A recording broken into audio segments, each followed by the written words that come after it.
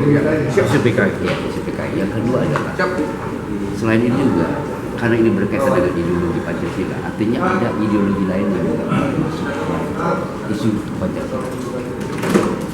Kenapa memang isu Pancasila sejak pemilu itu muncul? Isu PKI muncul itu bukan karena sekedar menjelang pemilu, Ya. tetapi isu PKI itu akan terus muncul ya, selama fenomena dan indikator di lapangan terlihat. Yang tidak ditakut-takuti oleh orang lain di belakangnya. Ini harus mandiri, bebas. Kalau dia ditakut-takuti, susah. Hari ini dibicarakan di media banyak. Oh, kalau Prabowo itu begini, kalau Ganjar itu petugas partai. Nah, petugas partai nih. Anies bukan petugas partai. Betul, Anies bukan petugas partai. Tetapi tergantung Nasdem. Sama aja petugas partai. PKI. Yang kedua adalah selain itu juga karena ini berkaitan dengan ideologi Pancasila, artinya ada ideologi lain yang juga masuk isu Pancasila. Kenapa memang isu Pancasila sejak pemilu itu muncul? Isu Dan menjelang pemilu. Isu PKI muncul itu bukan karena sekedar menjelang pemilu, Ya. tetapi isu PKI itu akan terus muncul ya, selama fenomena dan indikator di lapangan terlihat. Terlihat. Ya. Apa contohnya? Banyak diomongkan orang, misalkan banyak orang-orang yang dulu sebagai anggota PKI itu menjadi anggota DPR. Yang kedua, banyak isu tentang tenaga kerja asing dari Cina datang, yang itu juga berurusan dengan komunisme. Artinya itu adalah isu yang akan terus berjalan sesuai dengan kepentingannya. Tiap-tiap tahap, tiap-tiap keadaan itu pasti ada kepentingan-kepentingan yang numpang di dalamnya. Tapi yang paling penting buat saya adalah janganlah para pemimpin-pemimpin yang ada ini suka mengumbar isu yang tidak-tidak yang membuat rakyat bingung. Saya harus mengatakan, katakanlah isu tentang Kepres 17 betul. Ya. Jadi ramai di situ. Kenapa lah, katakanlah begitu. Ya. Saya justru balik bertanya, apakah pelanggaran HAM di Indonesia itu hanya 12 itu? Iya. Padahal banyak lagi ya, selain itu ya, selain. Iya, pelanggaran HAM berat itu banyak. Kenapa Ya. hanya itu, lalu kemudian itu dimunculkan?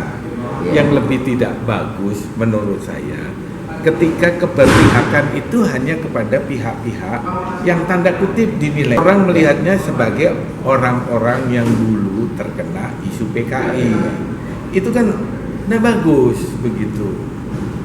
Artinya kalau sekarang ini dalam pendapat itu yang salah masyarakat atau pemerintah, Pak?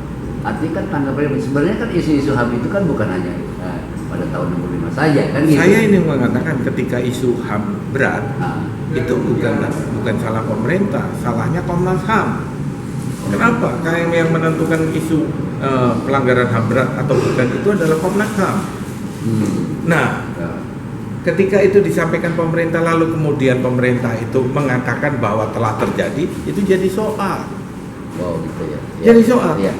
Yang menentukan pelanggaran HAM berat itu adalah Komnas HAM. Ya.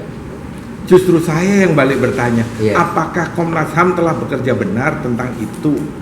Atau setengah-setengah atau hanya mengambilkan isu aja gitu ya. Artinya Nah, saya tidak mau berandai-andai, Iya, iya. tetapi saya hanya ingin apakah Komnas HAM telah melakukan tugasnya dengan baik ketika menentukan 12 pelanggaran HAM berat itu? Masih banyak kok yang lain. Ya. Gitu. Nah, Ya. oleh karena itu, kalau lalu pemerintah mengiyakan itu, Iya. nah ini jadi soal. Artinya pemerintah juga kurang peka Iya. terhadap masyarakat bangsanya sendiri, gitu. Satu lagi Pak Jenderal terkait dengan kekinian tentang Undang-Undang Dasar 45 yang akan diambil. Apakah ini masih korelasi dengan kekinian bangsa saat ini?